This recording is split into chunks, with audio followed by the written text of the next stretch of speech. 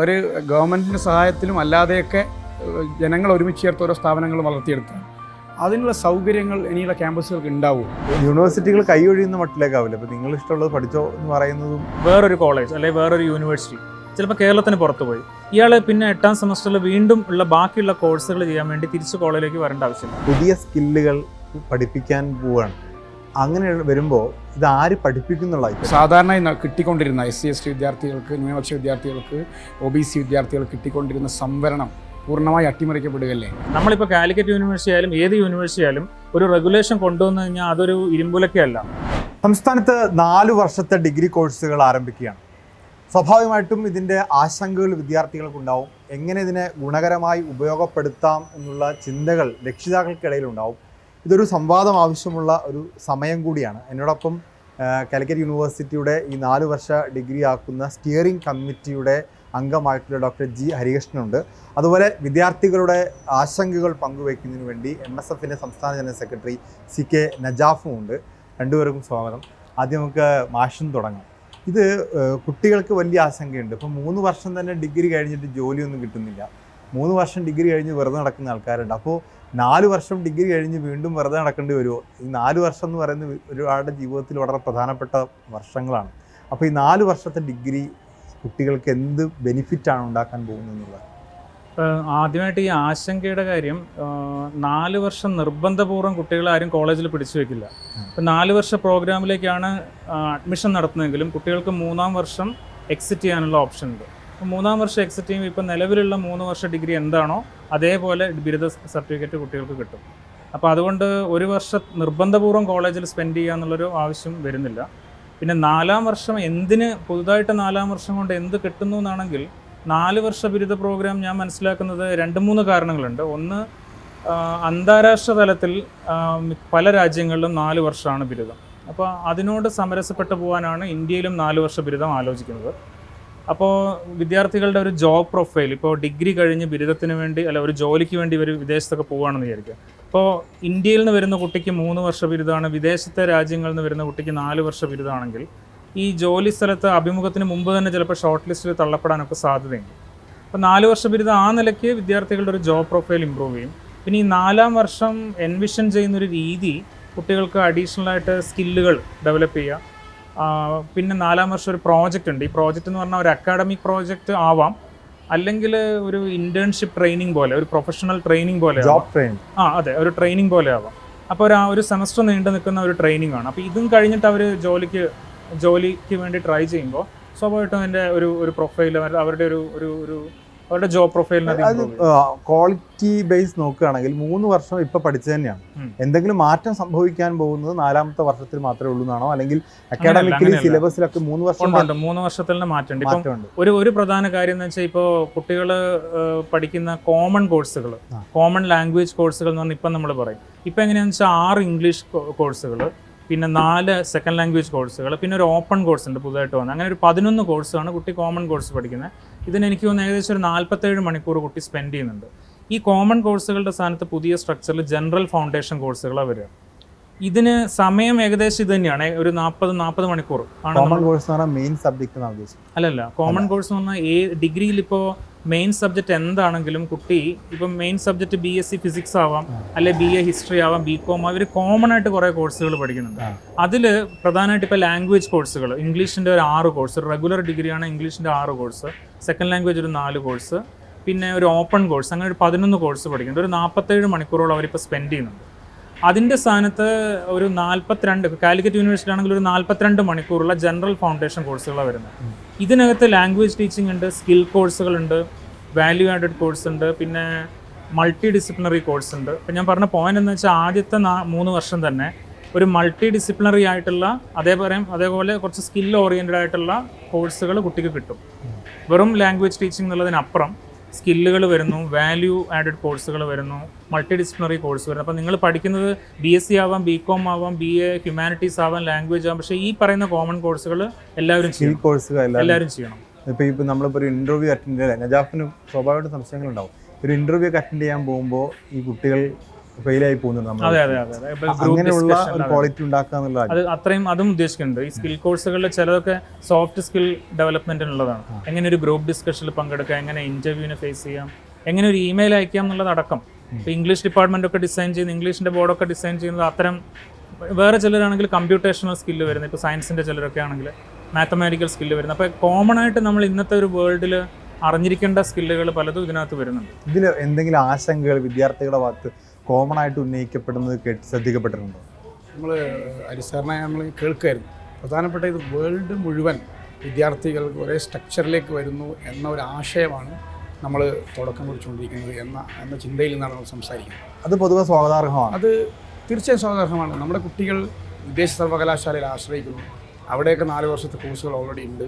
അതുപോലെ നമ്മുടെ കുട്ടികൾ പുറത്തുപോയി പഠിക്കണം എന്നാഗ്രഹിക്കുന്ന വിദ്യാർത്ഥികളൊക്കെ ഉണ്ട്, രക്ഷിതാക്കളുണ്ട്. അതിൻ്റെ പിറകിൽ അതിൻ്റെ അക്കാഡമിക് ബാക്ക്ഗ്രൗണ്ട് നന്നാവുന്നു എന്നുള്ളത് കൊണ്ടാണ്.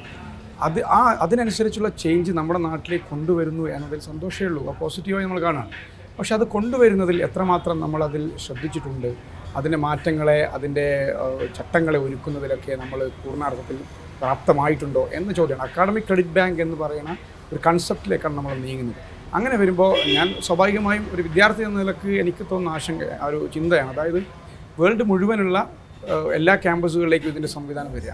അപ്പോൾ അതിനനുസരിച്ച് ചില കോഴ്സുകൾക്ക് ഏകീകൃത സ്വഭാവം സ്വാഭാവികമായി ഉണ്ടാവും, ഏകീകൃത സ്വഭാവങ്ങളുണ്ടാവും.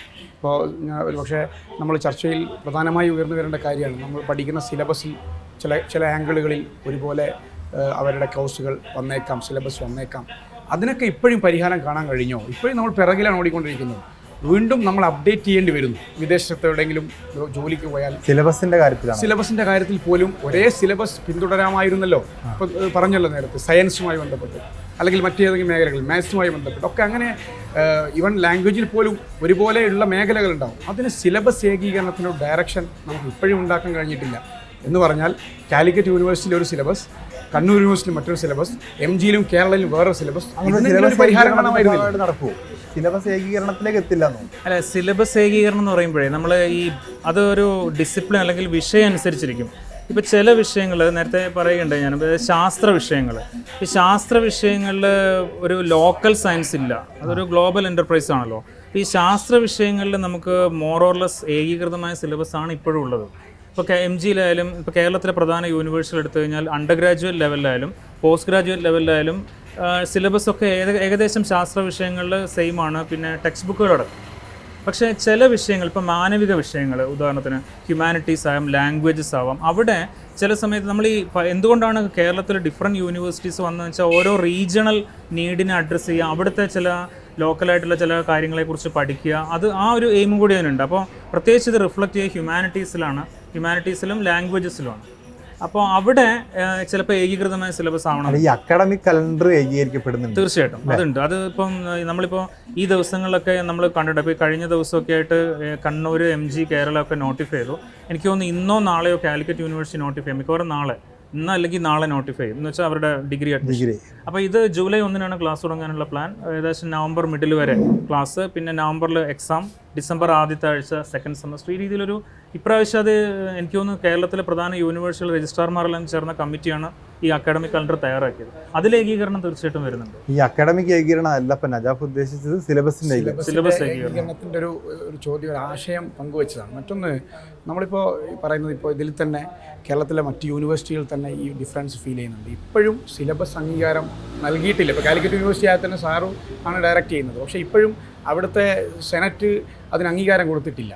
ഇപ്പോൾ അതിലേക്ക് വരുന്നേ ഉള്ളൂ. പക്ഷേ ഒരുക്കങ്ങളൊക്കെ നടന്നു എന്ന് പറയുന്നു. അപ്പോൾ എന്നിരിക്കെ ഇനി നമ്മൾ പറയാറുണ്ടല്ലോ, ബേജാറ് കൊണ്ട് ഇറങ്ങിപ്പോവാൻ എന്ന രൂപത്തിലുള്ള സാഹചര്യം പോലും സാധ്യതയുണ്ട്. വേണ്ടത്ര സമയമെടുത്ത് ഇപ്പോൾ വിദ്യാർത്ഥികളെ ബാധിക്കുന്ന വിഷയമാണ്. അപ്പോൾ നമ്മളിപ്പോൾ ഗ്ലോബലൈസ് ചെയ്യണം, പെട്ടെന്ന് നടപ്പാക്കണം എന്നുള്ളതുകൊണ്ട് അവർ തിടുക്കപ്പെട്ടൊരു തീരുമാനത്തിലേക്ക് എടുക്കപ്പെട്ട തീരുമാനമാണെന്ന് തോന്നുന്നില്ല. ശരിക്കും ഞാൻ മനസ്സിലാക്കുന്ന കാര്യം, ഇപ്പോൾ 2023 കഴിഞ്ഞ വർഷം ജൂണിൽ നമ്മുടെ മുഖ്യമന്ത്രി കേരളത്തിലെ VC-മാരുടെ ഒരു മീറ്റിംഗ് വിളിച്ചു കൂട്ടി. അപ്പോൾ അതിലാലോചിച്ച കാര്യം 2023 തന്നെ, കഴിഞ്ഞ അഡ്മിഷൻ വർഷം തന്നെ ഇത് ഇംപ്ലിമെൻറ്റ് ചെയ്യണോ വേണ്ടോ. അപ്പോൾ കേരളത്തിൽ എനിക്ക് തോന്നുന്നു മിക്ക VC-മാരും, യൂണിവേഴ്സിറ്റി VC-മാരും സ്ട്രോങ് ആയിട്ട് പറഞ്ഞത് അത് പറ്റില്ല, നമുക്ക് ഒരു വർഷത്തെ തയ്യാറെടുപ്പെങ്കിലും ആവശ്യമാണ് എന്ന് പറഞ്ഞതിൻ്റെ അടിസ്ഥാനത്തിൽ, അത് ഗവൺമെൻറ്റും ബോധ്യപ്പെട്ടതിൻ്റെ അടിസ്ഥാനത്തിലാണ് ഒരു വർഷത്തെ സമയം. അപ്പോൾ ശരിക്കും കഴിഞ്ഞ ജൂൺ മാസത്തിൽ, എൻ്റെ ഓർമ്മ ശരിയാണെങ്കിൽ മെയ് 31 മുതൽ നമ്മുടെ ഉന്നത വിദ്യാഭ്യാസ വകുപ്പ് മന്ത്രി ടീച്ചർ എല്ലാ യൂണിവേഴ്സിറ്റിയിലും സന്ദർശിച്ച് അന്ന് മുതൽ ഇതിൻ്റെ ഒരു പ്രോസസ്സ് സ്റ്റാർട്ട് ചെയ്തു. ഇപ്പോൾ കാലിക്കറ്റ് യൂണിവേഴ്സിറ്റിയിലാണെങ്കിൽ അവിടുത്തെ അക്കാഡമിക് കമ്മിറ്റി, ഇതിനു വേണ്ടിയുള്ള അക്കാഡമിക് കമ്മിറ്റി രൂപീകരിക്കുന്നത് ജൂണിലാണ്. അന്ന് മുതൽ ഞാൻ അതിൽ മെമ്പറാണ്. അപ്പം നമ്മൾ ഒരു വർഷത്തെങ്കിലും തയ്യാറെടുപ്പ് നടത്തിയിട്ടുണ്ട്. പിന്നെ സിലബസിൻ്റെ കാര്യം ചോദിച്ചല്ലോ, എൻ്റെ അറിവിൽ കേരളത്തിലെ പ്രധാന യൂണിവേഴ്സിറ്റികളിൽ സിലബസ് ഉണ്ടാക്കാൻ ഏറ്റവും കൂടുതൽ സമയം തന്നിരിക്കുന്നത് കാലിക്കറ്റ് യൂണിവേഴ്സിറ്റിയാണ്. ഇപ്പോൾ ഡിസംബർ 1-നാണ് നമ്മുടെ വർക്ക്ഷോപ്പുകൾ തുടങ്ങിയത്. ഇപ്പോൾ സിലബസ് സബ്മിഷൻ്റെ സമയം ഒരു 5.5 മാസത്തോളം ഇതിന് സമയം തന്നിട്ടുണ്ട്. അത്രയും സമയം നമ്മൾ എടുത്തിട്ട് തന്നെ സിലബസിലൊരു കാര്യമായ റിവിഷൻ വന്നിട്ടുണ്ട്. അപ്പോൾ അതിന് തിടുക്കുണ്ടായിട്ടില്ല. മാഷ് പറഞ്ഞപ്പോൾ എനിക്കൊരു ഡൗട്ടുള്ളത്, പുതിയ സ്കില്ലുകൾ പഠിപ്പിക്കാൻ പോവുകയാണ്. അങ്ങനെ വരുമ്പോൾ ഇത് ആര് പഠിപ്പിക്കുന്നുള്ള, ഇപ്പോൾ ഇത്രയും കാലം പഠിപ്പിച്ച അധ്യാപകർ ആയിരിക്കുമല്ലോ, അപ്പോൾ അവർ ഈ പറയുന്ന സ്കിൽ ഓറിയൻറ്റഡ് ആയിട്ട് പഠിപ്പിക്കാൻ പ്രാപ്തരാണോ എന്നൊരു ചോദ്യം. അതിൽ എനിക്കൊരു ആശങ്ക കൂട്ടിച്ചേർക്കാനുണ്ട്. സാർ നേരത്തെ പറഞ്ഞു, ഇതിൽ നമ്മൾ ഈ സ്വാഭാവികമായും പഠിപ്പിക്കുന്ന ഹവർ വർദ്ധിക്കുകയാണ്. അതിനനുസരിച്ച് ക്യാമ്പസുകളിൽ അധ്യാപകന്മാരുടെ വർധന ഉണ്ടാവാൻ പാടിരുന്ന ഡയറക്ഷൻ അതുണ്ടായി, സർക്കാരിൻ്റെ ഭാഗത്തുണ്ടായി. ഇതെങ്ങനെ കവർ ചെയ്തു പോകും? അപ്പോൾ ഈ പ്രശ്നമൊക്കെ ഇനിയും അനുഭവിക്കേണ്ടവർ ഈ വിദ്യാർത്ഥികൾ തന്നെ, വിദ്യാർത്ഥികളും അതിൻ്റെ ഭാഗമാക്കാവും. അല്ല, ഉണ്ടാവാൻ പാടില്ല എന്ന് പറഞ്ഞു കഴിഞ്ഞാൽ ഗവൺമെൻറ് പറഞ്ഞ ഒരു കാര്യം എന്താ വെച്ചാൽ, ഇപ്പം 3 വർഷ പ്രോഗ്രാം നിലവിലുണ്ടല്ലോ. അപ്പം നമ്മൾ ഈ 4 വർഷ പ്രോഗ്രാം വരുമ്പോൾ ആദ്യത്തെ 3 വർഷത്തിൻ്റെ കാര്യത്തിൽ നിലവിലുള്ള അധ്യാപകർ അവിടെ ഉണ്ട്. ആദ്യത്തെ 3 വർഷം വർക്ക് ലോഡ് കൂടാതെ നോക്കണം എന്നുള്ള നിർദ്ദേശമുണ്ട്. പക്ഷേ 4-ാം വർഷം പുതുതായിട്ട് വരുന്ന ക്യാമ്പസുകളുണ്ട്. ഉദാഹരണത്തിന് ഇപ്പോൾ ഡിഗ്രി മാത്രമുള്ള സ്ഥലത്ത് 4-ാം വർഷം പുതുതായിട്ട് വരുന്നു. 4-ാം വർഷം പുതുതായിട്ട് വന്നിട്ട് ടീച്ചിങ്ങിനുള്ള വർക്ക് ലോഡ് ഉണ്ടെങ്കിൽ അത് പുതുതായിട്ട് തരും എന്നുള്ളത് തന്നെയാണ് ഗവൺമെൻറ് നിലപാട്. അങ്ങനെ ആയിരിക്കണം എന്നാണ് കാലിക്കറ്റ് യൂണിവേഴ്സിറ്റി അടക്കമുള്ള യൂണിവേഴ്സിറ്റികളുടെ നിലപാട്. ആവശ്യപ്പെട്ടിട്ടുണ്ട്. അതായത് നമുക്ക് 4-ാം വർഷത്തിന് ആവശ്യമായിട്ടുള്ള അധ്യാപക തസ്തിക സൃഷ്ടിക്കണം എന്നാണോ, അല്ലെങ്കിൽ അങ്ങനെ തന്നെയാണ് കാലിക്കറ്റ് യൂണിവേഴ്സിറ്റി ഒക്കെ ആവശ്യപ്പെട്ടിട്ടുള്ളത്. ഇപ്പോൾ യൂണിവേഴ്സിറ്റി ഒക്കെ തന്നെ 4-ാം വർഷത്തിൻ്റെ ഫ്രെയിം വർക്ക് ഉണ്ടാക്കുമ്പോൾ ടീച്ചർ സ്റ്റുഡൻറ്റ് ഇൻട്രാക്ഷൻ ഉള്ള, അല്ലെങ്കിൽ ആ ടീച്ചിങ് സ്പേസ് ഉണ്ട് എന്നുള്ള രീതിയിൽ തന്നെയാണ് ഇത് ഉണ്ടാക്കിയിട്ടുള്ളത്. എൻ്റെ അറിവിൽ മറ്റ് യൂണിവേഴ്സിറ്റികളും ആ രീതിയിൽ തന്നെയാണ് അത് നീങ്ങുന്നത്. എൻ്റെ ചോദ്യം അത് മാത്രമായിരുന്നില്ല, പുതിയ സാധനങ്ങളാണല്ലോ ഇപ്പൊ നമ്മൾ ഇതുവരെ മനസ്സിലായി. അത് ടീച്ചേഴ്സ് സ്വയം അപ്ഡേറ്റ് ചെയ്ത് കൊണ്ടുവരേണ്ടതാണ്. നമ്മൾ പൊതുവെ പറയാറ് അപ്ഡേറ്റ് ചെയ്യാത്തൊരു വിഭാഗം അധ്യാപകരാണ് പൊതുവെ. അല്ല, നമ്മൾ ഒരിക്കൽ നമ്മൾ പറയും നമ്മള് സിലബസ് അപ്ഡേറ്റ് ചെയ്യണം. സിലബസ് അപ്ഡേറ്റ് ചെയ്യുമ്പോൾ ഓട്ടോമാറ്റിക്കായി ടീച്ചേഴ്സും അപ്ഡേറ്റ് ചെയ്യണമല്ലോ. അങ്ങനെ അപ്ഡേറ്റ് ചെയ്ത് വരണം എന്നുള്ളത് തന്നെയാണ് അതിന്റെ. അല്ലെങ്കിൽ ആൾക്കാർ പിന്തള്ളപ്പെട്ടു പോകും. ഇംഗ്ലീഷ് പഠിപ്പിക്കും. ഇപ്പൊ ഇംഗ്ലീഷ് 3 വർഷം പഠിക്കുന്ന ആൾക്കാർ ഏതെങ്കിലും ഇന്റർവ്യൂ അറ്റൻഡ് ചെയ്യുമ്പോൾ അവർക്ക് സ്പോക്കൺ ഇംഗ്ലീഷ് എന്ന് പറഞ്ഞാൽ വേറെ തന്നെ പഠിക്കേണ്ടി വരികയാണ്. അപ്പോൾ സ്പോക്കൺ ക്വാളിറ്റി ഇല്ല. ഞാൻ ഏറ്റവും മിനിമം ക്വാളിറ്റിയാണ് പറയുന്നത്. അപ്പോൾ അത് ഇല്ലല്ലോ. അങ്ങനെയുള്ള കാര്യങ്ങളിൽ കൂടി ട്രെയിനിങ് വരുമെന്നുള്ളതാണ്. ഇപ്പോൾ ഞാൻ പറഞ്ഞില്ല, ഈ കോമൺ കോഴ്സുകളിലെ ജനറൽ ഫൗണ്ടേഷൻ കോഴ്സുകളുടെ ഭാഗമായിട്ടുള്ള സ്കിൽ കോഴ്സുകൾ ഉദ്ദേശിക്കുന്നത് ഇത് പിന്നെ ഓവർകം ചെയ്യപ്പെടണം എന്നാണ്. ഈ ഒരു ഗ്യാപ്പ് നമ്മൾ ഇത് കഴിഞ്ഞിട്ട് ഡിഗ്രി കഴിഞ്ഞിട്ട് വീണ്ടും സ്പോക്കൺ ഇംഗ്ലീഷിന് ചേരേണ്ടി വരിക, അല്ലെങ്കിൽ ഗ്രൂപ്പ് ഡിസ്കഷന് അത് പഠിക്കാൻ വേറെ ചേരേണ്ടി വരിക എന്നുള്ള ആ ഒരു ഗ്യാപ്പ്, അല്ലെങ്കിൽ അങ്ങനത്തെ ഒരു ന്യൂനത ഒഴിവാക്കപ്പെടണം എന്നുള്ളതാണ് ഈ സ്കിൽ കോഴ്സുകൾ ഉദ്ദേശിച്ചത്. എനിക്ക് തോന്നുന്നു ഇപ്പോൾ ഇന്നലെ മറ്റു പേപ്പറിൽ വന്ന എല്ലാ വിദ്യാലയങ്ങളും ഉന്നത വിദ്യാഭ്യാസ സ്ഥാപനങ്ങളും എന്താ പറയുക നൈപുണ്യ വികസനം, അതായത് സ്കിൽ ഡെവലപ്മെന്റ് സെന്റേഴ്സ് തുടങ്ങാൻ ഉദ്ദേശിക്കുന്നത്. അത് ഇതിനോട് കണക്ട് ചെയ്തിട്ട് തന്നെയാണ് ഗവൺമെന്റ് ആലോചിക്കുന്നത്. വേറൊരു ചോദ്യം, ഈ സിലബസിലെ പുറമെ തിയറി പേപ്പറുകൾക്ക് പുറമെ ഈ അധ്യാപകന്മാർക്ക് അവർക്ക് സെലക്ട് ചെയ്ത് പഠിപ്പിക്കാനുള്ള അധികാരമുണ്ട് എന്നൊരു ഡയറക്ഷൻ. അപ്പം അത് പലതരം പ്രശ്നങ്ങൾക്ക് സാധ്യമാകുന്ന, അല്ലെങ്കിൽ രാഷ്ട്രീയം കളയാവുന്ന, അല്ലെങ്കിൽ ഫാസിസം കളയാവുന്ന അധ്യാപകർ അവരുടെ ഇഷ്ടപ്രകാരം തിരഞ്ഞെടുത്ത് കൊടുക്കാനുള്ള അധികാരമുണ്ട്. ഇതാര് ഡയറക്റ്റ് ചെയ്യും, ആര് നിയന്ത്രിക്കും? ആ പ്രശ്നം എങ്ങനെ? അത് കുട്ടിയുടെ ചോയ്സ് അല്ല. അല്ല, അങ്ങനെയല്ല. ഇപ്പോൾ തിയറി മാത്രമുള്ള ഒരു കോഴ്സിൻ്റെ 20% കണ്ടന്റ്, അതായത് ഇപ്പോൾ 5 മൊഡ്യൂളാണ്, 5-1 ഒരു മൊഡ്യൂള് ഒരു ഓപ്പൺ എൻഡഡ് മൊഡ്യൂളാണ്. ഓപ്പൺ എൻഡഡ് മൊഡ്യൂൾ എന്ന് പറഞ്ഞാൽ നമ്മുടെ ബോർഡ് സ്റ്റഡി അതിൻ്റെ സിലബസ് ഡിസൈൻ ചെയ്യില്ല. അതിൻ്റെ കണ്ടന്റ് ഇങ്ങനെ ആവാമെന്നൊരു 1-ലൈൻ നിർദ്ദേശമായിരിക്കും കൊടുക്കുക. അതെന്തായിരിക്കണം അതിൻ്റെ കണ്ടന്റ്, അത് ഏത് ടെക്സ്റ്റ് വെച്ചിട്ട് എങ്ങനെ പഠിപ്പിക്കണം എന്നുള്ളത് കൺസേൺഡ് അധ്യാപകനോ അധ്യാപികയോ ആണ് തീരുമാനിക്കേണ്ടത്. അതാണ് നജാഫ് ഉദ്ദേശിച്ചതെന്നാണ് ഞാൻ മനസ്സിലാക്കുന്നത്. ഇപ്പോൾ അതിലിപ്പോൾ ഹിസ്റ്ററിയാണ് എന്ന് പറഞ്ഞാൽ അവിടെ വേണമെങ്കിൽ ഗാന്ധിയുടെ ഹിസ്റ്ററി പഠിപ്പിക്കാം, സവർക്കറെ പഠിപ്പിക്കാം, ആരെയും പഠിപ്പിക്കാം. അതിന് വരാൻ പോകുന്ന ഏറ്റവും പ്രധാനപ്പെട്ട അതിനകത്ത് എങ്ങനെയാണ് അത് ഈ ചോദ്യം ക്ലിയർ ആണ് എന്ന് വെച്ചാൽ അത് പിന്നെ ഒരു പ്രധാന കൺസേൺ ആണ്. പക്ഷേ അതിന് യൂണിവേഴ്സിറ്റി നിർദ്ദേശിച്ചിരിക്കുന്ന ഒരു കാര്യം എന്താണെന്ന് വെച്ചാൽ ഇതിൻ്റെ സിലബസ് ഇതിപ്പോൾ എന്താണ് ഈ വർഷം ഈ ഒരു പെർട്ടിക്കുലർ കോഴ്സ് ഈ വർഷം ആരാ പഠിപ്പിക്കാൻ പോകുക എന്നുള്ളത് കോളേജിലെ ഡിപ്പാർട്ട്മെൻറ്റിൽ തീരുമാനിക്കുമല്ലോ. അപ്പോൾ അതിൻ്റെ സിലബസ് ആ കൺസേൺഡ് അധ്യാപകൻ അല്ലെ അധ്യാപിക ഈ മൊഡ്യൂളിൻ്റെ സിലബസ് ഒന്ന് എഴുതി ഉണ്ടാക്കണം. എന്തായാലും ക്ലാസ് എടുക്കാൻ പോകുമ്പോൾ ഒരു പ്ലാൻ ഉണ്ടാവണമല്ലോ. ഈ എഴുതി ഉണ്ടാക്കിയ സിലബസ് ഡിപ്പാർട്ട്മെൻറ്റ് കൗൺസിൽ അപ്രൂവ് ചെയ്യണം. ഡിപ്പാർട്ട്മെൻറ്റ് കൗൺസിൽ ഡിപ്പാർട്ട്മെൻറ്റിലെ ഫാക്കൽറ്റി എല്ലാവരും ചേർന്ന ഗ്രൂപ്പ് ഇതിൻ്റെ കോപ്പി ഡിപ്പാർട്ട്മെൻറ്റിൽ സൂക്ഷിക്കണം, ഫയൽ ചെയ്ത് സൂക്ഷിക്കണം. യൂണിവേഴ്സിറ്റി ആവശ്യപ്പെട്ടാൽ ഇത് കാണിക്കണം. ഇത് റെഗുലേഷനിൽ കൃത്യമായിട്ട് എഴുതി എല്ലാ നിയന്ത്രണങ്ങളുള്ള കണ്ണൂർ യൂണിവേഴ്സിറ്റിയിൽ പോലും സവർക്കറുടെ ചരിത്രം പഠിക്കണം ഡയറക്റ്റ് ചെയ്തൊരു കാലമാണിത്. പൊളിറ്റിക്കൽ അപ്പോൾ ഇത് എത്രമാത്രം ഇത് നിയന്ത്രിക്കാൻ കഴിയും, ഇതെന്താവും എന്നതിനെ പറ്റിയുള്ള ആശങ്കകളാണ് ഒന്ന് വെച്ചത്. ഇത് ഡിപ്പാർട്ട്മെന്റ് ആൻസറബിൾ ആണ്. ഐ മീൻ ഇത് ക്ലാസ് എടുക്കുന്ന അധ്യാപകനും അധ്യാപിക പഠിപ്പിക്കാൻ പറ്റില്ല, എന്തും പഠിപ്പിക്കാൻ പറ്റില്ല. എന്തും പഠിപ്പിക്കുക എന്നുള്ളത് വെച്ചാൽ പഠിപ്പിക്കാം. അത് നമ്മുടെ ഒരു സിവിക് സൊസൈറ്റിയിൽ, നമ്മുടെ ഒരു ഫെഡറൽ സിസ്റ്റത്തിൽ, നമ്മുടെ ഒരു പ്ലൂറൽ സൊസൈറ്റിയിൽ പിന്നെ ഉള്ള കാര്യങ്ങളായിരിക്കണം. അല്ലാതെ അത് മനഃപൂർവ്വം ഒരു സൊസൈറ്റീനെ വിഘടിപ്പിക്കുന്ന രീതിയിലേക്കുള്ള ഒരു സാധനം പഠിപ്പിക്കാൻ അങ്ങനെയല്ല എക്സ്പെക്ട് ചെയ്യുന്നത്. ആ പ്രോഗ്രാമിനകത്ത് നിൽക്കുന്നതായിരിക്കണം. ഒരു ആശങ്ക എന്താ പറയുക, അതായത് പല കോളേജുകളും, നമ്മൾ ഗവൺമെൻറ് കോളേജുകളുണ്ട്, എയ്ഡഡ് ഉണ്ട്, അൺഎയ്ഡഡ് ഒക്കെ ഉണ്ട്. അവർ ഗവൺമെൻറ്റിൻ്റെ സഹായത്തിലും അല്ലാതെയൊക്കെ ജനങ്ങൾ ഒരുമിച്ച് ചേർത്ത് ഓരോ സ്ഥാപനങ്ങൾ വളർത്തിയെടുത്ത് അതിനുള്ള സൗകര്യങ്ങൾ ഇനിയുള്ള ക്യാമ്പസുകൾക്ക് ഉണ്ടാവുമോ എന്നുള്ള ചോദ്യമുണ്ട്. അപ്പോൾ അവർക്ക് ക്ലാസ് റൂമുകളായാലും അല്ലെങ്കിൽ വൈഡ് സ്റ്റഡിക്ക് ലൈബ്രറീൻ്റെ സ്റ്റൈലൊക്കെ മാറി, ഇൻ്റർനാഷണൽ ലൈബ്രറിയാണ്, അതിന് ഓൺലൈൻ സംവിധാനങ്ങൾ വരുന്ന സാധ്യതകളാണ്.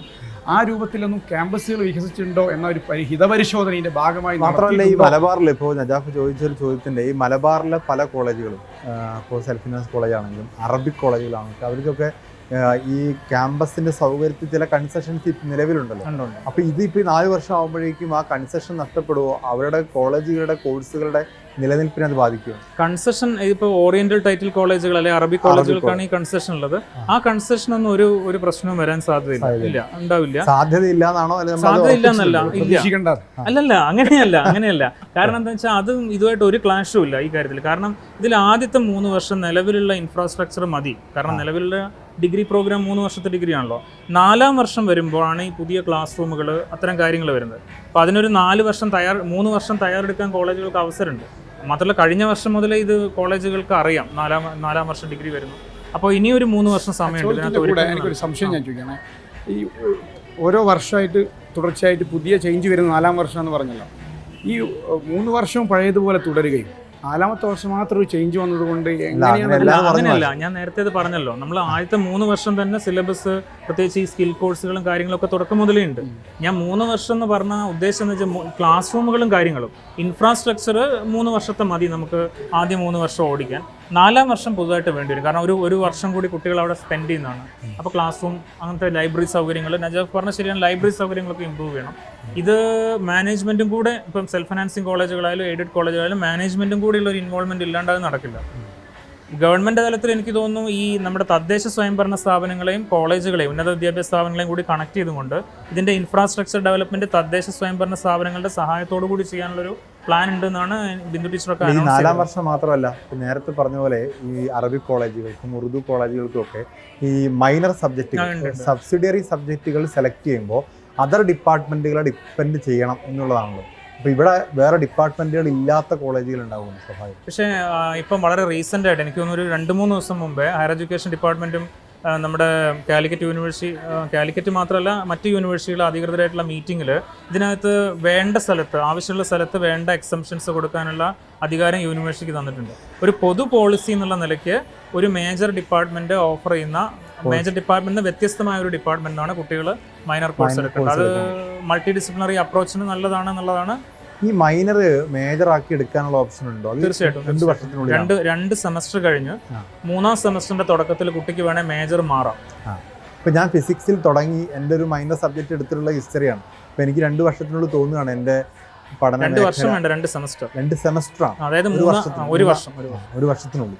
അപ്പോൾ എനിക്ക് തോന്നുകയാണ് എൻ്റെ സബ്ജക്റ്റ് ഹിസ്റ്ററിയാണ് നല്ലത് എന്ന് തോന്നുന്നത്. ഞാനത് മെയിനാക്കി എടുക്കാം. നിങ്ങൾക്ക് പറ്റും എന്ന് പറഞ്ഞാൽ നിങ്ങൾക്ക് മേജർ ആക്കാം. അപ്പോൾ നേരത്തെ ഫിസിക്സ് എടുത്ത് മൈനറാക്കി മാറ്റാം. പക്ഷേ ഇങ്ങനെ പറ്റും എന്ന് പറയുമ്പോൾ അതിന് അവിടെ ഒരു 10% സീറ്റാണ് അധികമായിട്ട് ക്രിയേറ്റ് ചെയ്യപ്പെടുക. അപ്പം നമ്മൾ കുറേ അധികം പേര്, ഇപ്പോൾ ഒരു 60 പേരുള്ളൊരു ഹിസ്റ്ററിയിൽ 6 സീറ്റായിരിക്കും ചിലപ്പോൾ പുതുതായിട്ട് വരും. അപ്പം നിങ്ങൾ കോളേജിൽ പല ഡിപ്പാർട്ട്മെൻറ്റിൽ നിന്നായിട്ട് കുറേ പേര്, ഒരു 10-50 പേര് അങ്ങോട്ട് അപ്ലൈ ചെയ്യുന്നുണ്ടെങ്കിൽ സ്വാഭാവികമായിട്ട് അവിടെ ഒരു റാങ്ക് ലിസ്റ്റ് തയ്യാറാക്കും. പിന്നെ വേറൊരു കാര്യമുണ്ട്, നമുക്ക് ഇങ്ങനെ കോളേജിനുള്ളിൽ ഹിസ്റ്ററിയിലേക്ക് മാത്രമല്ല മറ്റൊരു കോളേജിലേക്ക് പോവാം, മറ്റൊരു യൂണിവേഴ്സിറ്റിയിലേക്കും പോവാം. Inter college transfer, inter university ട്രാൻസ്ഫറും. ഈ അറ്റൻഡൻസ് ഒക്കെ പ്രശ്നമില്ലേ? ഇന്റർ യൂണിവേഴ്സിറ്റി ട്രാൻസ്ഫർ ചെയ്യുകയാണെങ്കിൽ ഞാൻ ഇപ്പോൾ MG കോളേജിൽ ഹിസ്റ്ററി സെലക്ട് ചെയ്യുന്നു, മെയിൻ എൻ്റെ ഇവിടെ കാലിക്കറ്റ് യൂണിവേഴ്സിറ്റിയിലാണ്. അപ്പോൾ എങ്ങനെ ഈ അല്ല, അങ്ങനെയല്ല, മൈനർ മാത്രം അവിടെ പോയി ചെയ്യല്ല, നിങ്ങൾക്ക് മൊത്തത്തിൽ അവിടെ പോകാം, മൊത്തത്തിൽ അങ്ങോട്ട് മാറാം. സബ്ജക്റ്റുകൾ ചേഞ്ച് ചെയ്യാം. അല്ലല്ല, അങ്ങനെയല്ല, ഷിഫ്റ്റ് ചെയ്ത് നിങ്ങൾക്ക് വേറെ college കോളേജിൽ പോയി shift ചേരാം, വേറെ യൂണിവേഴ്സിറ്റിയിൽ ഒരു കോളേജിലും ചേരാം. ആ സെൻസിലാണ് ഞാൻ. മറ്റൊരു മറ്റത് ആശങ്ക ഈ പകുതിയോളം ഇനി അങ്ങോട്ടുള്ള വാല്യുവേഷൻസ് പരീക്ഷകളൊക്കെ അതത് കോളേജ് ഓട്ടോണമസിനെതിരെ സംസാരിച്ചവർ തന്നെ പുതിയൊരു സിസ്റ്റം കൊണ്ടുവരുന്നു എന്നുള്ളത് സന്തോഷം തന്നെ. പക്ഷേ അതിൻ്റെ കാര്യക്ഷമതയെ പരിശോധിക്കാനൊക്കെ ഇനി അങ്ങോട്ട് എല്ലാ കോളേജുകളും, പ്രത്യേകിച്ച് സെൽഫ് ഫിനാൻസ് കോളേജുകൾ, എയ്ഡഡ് കോളേജുകൾക്ക് അങ്ങനെ ആയാൽ ഇത് ഏത് രൂപത്തിൽ വിദ്യാഭ്യാസ മേഖലയെ തകർക്കും എന്നൊരു ചർച്ചയിൽ ഉണ്ടാവേണ്ടതല്ലേ? ഇപ്പോൾ ഉദ്ദേശിച്ചത് ഓഡ് സെമസ്റ്ററുകളുടെ വാല്യുവേഷൻ കോളേജുകൾ നടത്തും. ഇത് ഒരു സെമസ്റ്റർ കോളേജും ഒരു സെമസ്റ്റർ യൂണിവേഴ്സിറ്റി, അതായത് ഓഡ് സെമസ്റ്ററുകളുടെ വാല്യുവേഷൻ കോളേജുകൾ നടക്കും. ഈവൻ സെമസ്റ്റർ യൂണിവേഴ്സിറ്റി സെൻട്രലൈസ്ഡ് ആയിട്ട് വാല്യൂ. അപ്പോൾ ഈ ഓഡ് കാലിക്കറ്റ് യൂണിവേഴ്സിറ്റിയിൽ ഇപ്പോൾ പ്ലാൻ ചെയ്ത ഓഡ് സെമസ്റ്ററിന്റെ വാല്യുവേഷൻ കോളേജ് നടക്കുമെങ്കിലും അത് യൂണിവേഴ്സിറ്റിയുടെ ഒരു സൂപ്പർവിഷനിലായിരിക്കും. യൂണിവേഴ്സിറ്റിയിൽ നിന്നുള്ള 1-2 സ്റ്റാഫ് അവിടെ പോസ്റ്റഡ് ആയിരിക്കും. അവരുടെ ഒരു സൂപ്പർവിഷനിലാണ് ആ വാല്യുവേഷൻ നടക്കുക. പിന്നെ അതിന് റീവാല്യുവേഷനുള്ള ഓപ്ഷനും കാര്യങ്ങളൊക്കെ ഉണ്ടാവും. ആ രീതിയിലാണ്. അപ്പോൾ അത് ഒരു വേണ്ടത്ര ചെക്ക് മെഷേഴ്സ് വെച്ചിട്ട് തന്നെയാണ് അത് ഇംപ്ലിമെന്റ് ചെയ്യും. മാത്രമല്ല ഈ ഈവൻ എക്സാമുകളിൽ എന്തെങ്കിലും കൃത്രിമം നടന്നാൽ മനസ്സിലാക്കാൻ സാധിക്കുമല്ലോ. ഈവൻ ഓഡ് മാർക്കുകൾ. അതെ, അതുണ്ട്. അതൊക്കെ മോണിറ്റർ ചെയ്യുന്ന മെക്കാനിസം ഉണ്ടാവും. പിന്നെ ഓഡ് സെമസ്റ്റർ തന്നെ ഇപ്പൊ ഫസ്റ്റ് സെമസ്റ്ററിൽ എങ്കിലും തീരുമാനിച്ചിരിക്കുന്ന യൂണിവേഴ്സിറ്റി തന്നെ ക്വസ്റ്റ്യൻ പേപ്പർ പ്രൊവൈഡ് ചെയ്യുന്നുള്ളതാണ്. ഓക്കെ, ഫസ്റ്റ് സെമസ്റ്ററിലെങ്കിലും യൂണിവേഴ്സിറ്റി ക്വസ്റ്റ്യൻ പേപ്പർ പ്രൊവൈഡ് ചെയ്യും. പിന്നീടുള്ള ഓഡ് സെമസ്റ്ററുകളിലെ ക്വസ്റ്റ്യൻ പേപ്പർ യൂണിവേഴ്സിറ്റി പ്രൊവൈഡ് ചെയ്യണോ വേണ്ടയോ എന്നുള്ളത് ആലോചിക്കുന്നുണ്ട്. പക്ഷേ ഫസ്റ്റ് സെമസ്റ്ററിൽ യൂണിവേഴ്സിറ്റിയാണ് പ്രൊവൈഡ് ചെയ്യുക. ഇപ്പോൾ വരാൻ പോകുന്നത് അത് അതിന്റെ ഇവാലുവേഷൻ കോളേജ് ഡീസെൻട്രലൈസ്ഡ് ആയിട്ട് നടക്കുക. പക്ഷെ അതൊരു യൂണിവേഴ്സിറ്റിയുടെ സ്റ്റാഫ് അവിടെ പ്രസന്റ് ആയിരിക്കും. അവരുടെ ഒരു മോണിറ്ററിങ്ങോട് കൂടിയാണ് അത് നടക്കുക. ഈ 4ാം വർഷ ഡിഗ്രിയിൽ ഇപ്പോൾ 11 കോഴ്സുകളാണ് ഉണ്ടെന്ന് പറയുന്നത്. അപ്പോൾ ഈ 4ാം വർഷ ഡിഗ്രിയിൽ പല കോഴ്സുകളും ഓൺലൈനായിട്ട് ചെയ്യാനാണ് പറഞ്ഞത്. ഓൺലൈനായിട്ടൊരു കോഴ്സ് ചെയ്യുന്ന സമയത്ത് സ്വാഭാവികമായിട്ടും കുട്ടികൾക്ക് പുറത്തുള്ള പല സ്ഥാപനങ്ങളെയും ഡിപ്പെൻഡ് ചെയ്യേണ്ടി വരും. അവർ പലപ്പോഴും അത് ഫീസ് വാങ്ങിയിട്ടായിരിക്കും ചെയ്യുന്നുണ്ടാവുക. അപ്പോൾ നമ്മുടെ ഈ പൊതുവിദ്യാഭ്യാസം അല്ലെങ്കിൽ നമ്മൾ ഈ പറയുന്ന കുട്ടികളൊക്കെ സംരക്ഷിച്ചുകൊണ്ട് സർക്കാർ മേഖലയിൽ അവരുടെ ഉന്നത വിദ്യാഭ്യാസം ഉറപ്പുവരുത്തുമ്പോൾ ഇങ്ങനെയുള്ള ഓൺലൈൻ കോഴ്സുകൾ ചെയ്യാൻ പറ്റാത്ത കുട്ടികൾ എന്ത് ചെയ്യും? നമ്മളിത് മൊത്തം നോക്കുമ്പോൾ ഇതിൻ്റെ പ്രശ്നം അവിടെയാണ് വന്ന് നിൽക്കുന്നത്. വലിയ സാമ്പത്തിക ഭാരം വിദ്യാർത്ഥികളുടെ തലയിലേക്ക് തള്ളി വെക്കുന്ന ഒരു സാധ്യത കാണുന്നു എന്നത് ഭയാശങ്കയോടുകൂടി നമ്മൾ വിദ്യാർത്ഥികൾ കാണുന്നു. അത് യൂണിവേഴ്സിറ്റികൾ കൈയൊഴിയുന്ന മട്ടിലേക്കാവില്ല. ഇപ്പോൾ നിങ്ങൾ ഇഷ്ടമുള്ളത് പഠിച്ചോ എന്ന് പറയുന്നതും അത് പിന്നെ ഒന്നാമത്തെ കാര്യം ഈ ഇപ്പോൾ കാലിക്കറ്റ് യൂണിവേഴ്സിറ്റിയുടെ റെഗുലേഷനകത്ത് ഈ ഓൺലൈൻ കോഴ്സുകൾ കമ്പൽസറി ആക്കിയിട്ടില്ല, മാൻഡേറ്ററി ആക്കിയിട്ടില്ല. അതായത് കുട്ടിക്ക് ചൂസ് ചെയ്യാം, വേണമെങ്കിൽ ഓൺലൈൻ. ഈ ഓൺലൈൻ കോഴ്സുകൾ പ്രധാനമായിട്ട് ചെയ്യുന്നവരാണല്ലോ നല്ല കുട്ടികൾ, അങ്ങനെയാണല്ലോ അവസാനം വരിക. അല്ല, അങ്ങനെയല്ല. ഇത് പ്രധാനമായിട്ട് എങ്ങനെയാണ് വരികയെന്ന് വെച്ചാൽ ഇപ്പോൾ ഒരു കുട്ടി പിന്നെ 8ാമത്തെ സെമസ്റ്ററിൽ 4ാം വർഷം 8ാം സെമസ്റ്ററിൽ പ്രോജക്റ്റ് ഉണ്ട്. പ്രോജക്റ്റ് ഓപ്ഷണലായ ഒരു സ്ട്രീം ഉണ്ട്, പ്രോജക്റ്റ് കമ്പൽസറി ആണ്, റിസർച്ച്, ഓണേഴ്സ് വിത്ത് റിസർച്ച്. അപ്പോൾ ഈ പ്രോജക്റ്റ് ചെയ്യാൻ വേണ്ടി സ്വന്തം കോളേജിൽ നിന്ന് പുറത്തേക്ക് പോയി വേറൊരു കോളേജ് അല്ലെങ്കിൽ വേറൊരു യൂണിവേഴ്സിറ്റി, ചിലപ്പോൾ കേരളത്തിന് പുറത്ത് പോയി, ഇയാൾ പിന്നെ 8ാം സെമസ്റ്ററിൽ വീണ്ടും ഉള്ള ബാക്കിയുള്ള കോഴ്സുകൾ ചെയ്യാൻ വേണ്ടി തിരിച്ച് കോളേജിലേക്ക് വരേണ്ട ആവശ്യമില്ല. അയാൾ അതാണ് ഓൺലൈനായിട്ട് ചെയ്യാൻ പറ്റുക. അത് കുട്ടിക്ക് ഒരു സൗകര്യത്തിന് വേണ്ടി ചെയ്യുന്നതാണ്. അപ്പോൾ അന്നേരം ഒരു ചോദ്യം, ഈ ഓൺലൈൻ കോഴ്സുകൾ നമ്മൾ ചെയ്യണം, രജിസ്ട്രേഷൻ ഫീ ഉണ്ട് ഏതിലായാലും. ഇപ്പോൾ സ്വയം, NPTEL പോലെ നാഷണൽ റെപ്പോസിറ്ററികളിൽ ഒരു 1500 മുതൽ 2000 രൂപ വരെ ഫീസ് അത്രയേ ഉള്ളൂ നാഷണൽ ലെവലിൽ, സ്വയത്തിലും NPTELലും. പക്ഷേ പുറത്തുള്ളതിൽ 5000 മുതൽ 10000 വരെ ഫീസുകളുണ്ട്. അപ്പോൾ ഇതിനൊരു പരിഹാരം എന്ന് പറയുന്നത് യൂണിവേഴ്സിറ്റികൾ സ്വന്തമായിട്ട് റെപ്പോസിറ്ററികൾ തുടങ്ങും. യൂണിവേഴ്സിറ്റികൾ സ്വന്തമായിട്ട് ഈ ഓൺലൈൻ കോഴ്സുകൾ റെക്കോർഡ് ചെയ്യുക, അധ്യാപകരെ വെച്ച് റെക്കോർഡ് ചെയ്യുക. ഇപ്പോൾ കാലിക്കറ്റ് യൂണിവേഴ്സിറ്റിയിൽ EMMRC പോലുള്ള സ്ഥാപനങ്ങളുണ്ട്. എന്ന് വെച്ചാൽ ഇത് റെക്കോർഡ് ചെയ്യാനുള്ള സംവിധാനങ്ങളുണ്ട്. അത് സ്റ്റുഡിയോ വെച്ച് റെക്കോർഡ് ചെയ്തിട്ട് ഓൺലൈൻ കോഴ്സുകൾ അവൈലബിൾ ആക്കുക. കുട്ടികൾക്ക് ഫ്രീ ആയിട്ടോ അല്ലെങ്കിൽ ചെറിയ നോമിനലായിട്ടുള്ളൊരു ഫീസ് വെച്ചിട്ടോ ചെയ്യാം. ഞാൻ മനസ്സിലാക്കുന്ന MG യൂണിവേഴ്സിറ്റി ഈ ഡയറക്ഷനിൽ ആലോചിച്ച് തുടങ്ങി. കേരളത്തിലെ പ്രധാന യൂണിവേഴ്സിറ്റികളൊക്കെ ഈ ഡയറക്ഷനിൽ ആലോചിക്കേണ്ടി വരും. ഇല്ലെങ്കിൽ ഈ പറഞ്ഞ ഒരു പ്രശ്നം വരും. അതൊരു ഡയറക്ഷനെ കൊടുത്തു കഴിഞ്ഞോ? അല്ല, അതൊരു ആലോചന നടക്കുന്നതേ ഉള്ളൂ. അല്ലാതെ ഇത് വേണം എന്നാണ്, ഇതാണ് ഡിസൈറബിൾ എന്ന് വെച്ചാൽ കുട്ടികൾക്കെല്ലാം പല കാര്യങ്ങളിലും ഇപ്പോഴും അതാണ് എൻ്റെ അല്ല. ഇതിന്റെ ഒരു കാര്യം എന്താണെന്ന് വെച്ചാൽ ഇത് ഇപ്പൊ ഈ കഴിഞ്ഞൊരു വർഷമായിട്ടുള്ള സിലബസ് ഉണ്ടാക്കുക, അത്തരം കാര്യങ്ങളായിരുന്നു. ഇനിയിപ്പോൾ അടുത്ത ഘട്ടം എന്ന് പറഞ്ഞു കഴിഞ്ഞാൽ ഈ ഓൺലൈൻ കോഴ്സുകളൊക്കെ പ്രൊവൈഡ് ചെയ്യുക, അതിന്റെ ഷൂട്ടിംഗ്, റെക്കോർഡിംഗ് കാര്യങ്ങളൊക്കെയാണ് തിടുക്കം എന്ന ചോദ്യമാണ് നമ്മൾ പ്രധാനപ്പെട്ട. ഞാൻ വേറെ കൺസേൺ ആയ ഒരു മേഖല, പ്രധാനപ്പെട്ട ഒരു മേഖലയായിട്ട് പറയാം. 4ാം വർഷത്തിൽ ഓണേഴ്സ് വിത്ത് റിസർച്ച് ഉണ്ടല്ലോ, അതിന് നമ്മൾ 75% മേലെ വിദ്യാർത്ഥികൾക്ക് മാർക്ക് വേണം, 127 ക്രെഡിറ്റ് വേണം. അങ്ങനത്തെ ആളുകൾക്ക് സ്വാഭാവികമായി ആ കോഴ്സ് കംപ്ലീറ്റ് ചെയ്യാം എന്ന രൂപത്തിലാണ്. എന്ന് വരുമ്പോൾ നമുക്ക് സാധാരണ കിട്ടിക്കൊണ്ടിരുന്ന SC/ST വിദ്യാർത്ഥികൾക്ക്, ന്യൂനപക്ഷ വിദ്യാർത്ഥികൾക്ക്, OBC വിദ്യാർത്ഥികൾക്ക് കിട്ടിക്കൊണ്ടിരുന്ന സംവരണം പൂർണ്ണമായി അട്ടിമറിക്കപ്പെടുകയല്ലേ? ആ മേഖലയിൽ എന്തുകൊണ്ടാണ് ചർച്ച പോവാതിരുന്നത്? അതെന്തെങ്കിലും സ്ഥാപിത താല്പര്യമാണോ, ഇന്റലക്ച്വൽ ഫാസിസമാണോ എന്നൊരു ചോദ്യമുണ്ട്. അങ്ങനെയല്ല. ഒന്നാമത്തെ കാര്യം, നമ്മൾ ഡിഗ്രിക്ക് അഡ്മിഷൻ നടത്തുമ്പോൾ എല്ലാ സംവരണവും പാലിക്കുന്നുണ്ട്. ഡിഗ്രിയുടെ അഡ്മിഷൻ്റെ സമയത്ത് സംവരണ തത്വങ്ങളെല്ലാം പാലിച്ചിട്ടാണ് നമ്മൾ ചെയ്യുന്നത്. പിന്നെ ഉള്ള ചോദ്യം, 4ാമത്തെ കൊല്ലം നിങ്ങൾ ഓണേഴ്സ് വിത്ത് റിസർച്ചിലേക്ക് കിടക്കുമ്പോൾ ആദ്യത്തെ 3 വർഷം ടോട്ടൽ 75% മാർക്ക് വേണം. ഓക്കെ, അപ്പോൾ ഇതിൽ 5%, അതായത് ഒരു 5% മാർക്കിൻ്റെ ഇളവ് OBC SC ST വിഭാഗക്കാർക്ക് അനുവദിച്ചിട്ടുണ്ട്. 5%, 70%. ഈ 75% എന്നുള്ളത് നമ്മൾ കേരളത്തിൽ വെച്ച ഒരു നിർദ്ദേശമല്ല, ഇത് നാഷണൽ ലെവലിൽ UGC വെച്ച നിർദ്ദേശമാണ്. ഈ ഓണേഴ്സ് വിത്ത് റിസർച്ച് സ്ട്രീമിൻ്റെ പ്രത്യേകത, ഇത് എടുക്കുന്ന ഒരു കുട്ടിക്ക് പിന്നീട് നേരിട്ട് PhDക്ക് പോകാം, PG ചെയ്യേണ്ട ആവശ്യമില്ല, 1 വർഷം ലാഭമുണ്ട്. അപ്പോൾ അത് UGCയുടെ അതേ സ്ട്രിഞ്ചൻ്റ് ആയിട്ടുള്ള കണ്ടീഷൻ നമ്മൾ ഒബേ ചെയ്തില്ലെങ്കിൽ ഇയാൾ ഇതിവിടെ ചെയ്തിട്ട് കേരളത്തിന് പുറത്ത് PhDക്ക് ട്രൈ ചെയ്യുമ്പോൾ അയാൾക്ക് അത് പ്രശ്നമാവും. അപ്പോൾ അതുകൊണ്ട് ഈ 75% എന്നുള്ള കണ്ടീഷൻ നമ്മൾ അങ്ങനെ തന്നെ. അതേസമയം ഈ പിന്നെ OBC SC ST വിഭാഗക്കാർക്കുള്ള 5% മാർക്കിൻ്റെ ഇളവ് നമ്മളിവിടെ വെച്ച, കേരളത്തിൽ വെച്ച അവിടെ അഡീഷണൽ ഇതാണ്. പിന്നെ ഇത് കൂടാതെ ഇപ്പോൾ നമ്മളിപ്പോൾ ഓണേഴ്സ് വിത്ത് റിസർച്ചിലെ സീറ്റുകളുടെ എണ്ണം ലിമിറ്റഡ് ആണ്. ഒരു അധ്യാപകൻ 5 പേരെ ഗൈഡ് ചെയ്യാൻ പറ്റും, ഒരു അധ്യാപകൻ അല്ലെ അധ്യാപികയ്ക്ക്. അപ്പോൾ ഒരു ഡിപ്പാർട്ട്മെൻറ്റിൽ സപ്പോസ് 2 അധ്യാപകരാണ് ഗൈഡ് ചെയ്യാനുള്ളത്, 10 സീറ്റേ ഉള്ളൂ. അപ്ലൈ ചെയ്ത വിദ്യാർത്ഥികൾ, ഇതിനോട് കയറാൻ നിൽക്കുന്ന വിദ്യാർത്ഥികൾ 15 അല്ലെങ്കിൽ 20 പേരുണ്ട്. അങ്ങനെ വരുമ്പോൾ കൃത്യമായിട്ട് സംവരണ തത്വങ്ങൾ നോക്കി ആ പെർസെൻറ്റേജ് അനുസരിച്ച് തന്നെയാണ് ചെയ്യുക. അതായത് ഇപ്പോൾ 10 സീറ്റ് ഉണ്ട്, 7 ആപ്ലിക്കൻസേ ഉള്ളൂവെങ്കിൽ ആ 7 പേർക്കും കിട്ടും. പക്ഷേ ഈ ഗൈഡൻസിന്റെ കാര്യത്തിലേ ഇങ്ങനെ ഗൈഡ് ചെയ്യാനുള്ള അധ്യാപകർ നമുക്കുണ്ടോ എന്നുള്ള, ഇപ്പോൾ റിസർച്ച് ഗൈഡ് ചെയ്യണമെങ്കിൽ PhDക്കുള്ള അധ്യാപകർ വേണം. നമ്മുടെ സാധാരണ ഗ്രാജുവേഷൻ നടക്കുന്ന കോളേജുകളിൽ PhD ഉള്ള അധ്യാപകർ നിർബന്ധമില്ല. ഇല്ല, പക്ഷേ ഇപ്പോൾ അധ്യാപകരുടെ ഇപ്പോൾ 2000 ഏറ്റവും 7th സ്കീം UGCയുടെ, അതായത് 2016 റെഗുലേഷൻ പ്രകാരം, അതാണ് ഇപ്പോൾ കേരളത്തിൽ ഇംപ്ലിമെൻറ്റ് ചെയ്തത്. അത് പ്രകാരം അധ്യാപകർ ജോയിൻ ചെയ്യുമ്പോൾ PhD വേണ്ട, പക്ഷേ അസോസിയേറ്റ് പ്രൊഫസർ ആവണമെങ്കിൽ, അതായത് PhD ഇല്ലാത്ത ഒരാൾ ജോയിൻ ചെയ്താൽ 14 വർഷം കഴിഞ്ഞ് അടുത്ത ഗ്രേഡ് അസോസിയേറ്റ് പ്രൊഫസറാണ്, PhD നിർബന്ധമാണ്. അതുകൊണ്ട് തന്നെ കോളേജുകളിൽ PhD ഉള്ള അധ്യാപകരുടെ എണ്ണം കൂടിക്കൊണ്ടിരിക്കുകയാണ്. എല്ലാവരും റിസർച്ച് ചെയ്യുന്നുണ്ട്, പിന്നെ കഴിയുന്നതും PhD എടുക്കാൻ ശ്രമിക്കുന്നുണ്ട്. അപ്പോൾ ഇവർ ഈ ഇപ്പം ഫസ്റ്റ് സെമസ്റ്ററിലല്ലേ ജോയിൻ ചെയ്യുന്നത്, ഈ കുട്ടികൾ 3 വർഷം കംപ്ലീറ്റ് ആകുമ്പോഴത്തേക്ക് കേരളത്തിലെ എല്ലാ കലാലയങ്ങളിലും PhD ഉള്ള അധ്യാപകരുടെ എണ്ണം കൂടും. എങ്ങനെ കഴിയും? ഒരിക്കലും പറയാം. ഒരുപാട് പ്രശ്നങ്ങൾ ഇപ്പോൾ ആശങ്കകൾ എണ്ണുമോ? ഫീസിന്റെ സംവിധാനങ്ങൾ ആശങ്കയാണ്. സിലബസ്, അതായത് അതിൽ സ്വാഭാവികമായി അവർ ഈ ഓൺലൈൻ സംവിധാനങ്ങൾ ഉപയോഗിച്ച് സ്വാഭാവികമായിട്ട് വേണ്ടിവരുമല്ലോ. അവർക്ക് പഠിക്കാനുള്ള ഫെസിലിറ്റീസിനെ പറ്റിയുള്ള ആശങ്കകൾ ഇപ്പോഴും ദൂരീകരിക്കപ്പെട്ടിട്ടില്ല.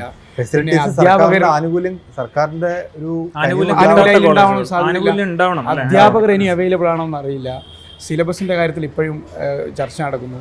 സംവരണത്തിൻ്റെ വിഷയങ്ങൾ ഫൈനലാവുന്നില്ല. അപ്പോൾ ഈ ഫൈനലാവാത്തൊരു സാധനം ഈ വർഷം തന്നെ കൊണ്ടുവരുമ്പോൾ അത് പ്രയാസകരമായ സാഹചര്യത്തിൽ അതിൽ ആകെ ഒരു പ്രതീക്ഷയുള്ളത് ഒരു 3 വർഷത്തെ സമയം ഉണ്ട് എന്നുള്ള. സംവരണത്തിന്റെ വിഷയങ്ങൾ ഫൈനലായില്ല എന്ന് പറയുന്നത് ശരിയല്ല. സംവരണത്തിന്റെ വിഷയങ്ങൾ ഫൈനലായ കാര്യമാണ് ഞാൻ പറഞ്ഞത്. അതായത് OBC SC ST വിഭാഗക്കാർക്ക് ഈ 75% ഇളവുണ്ട്.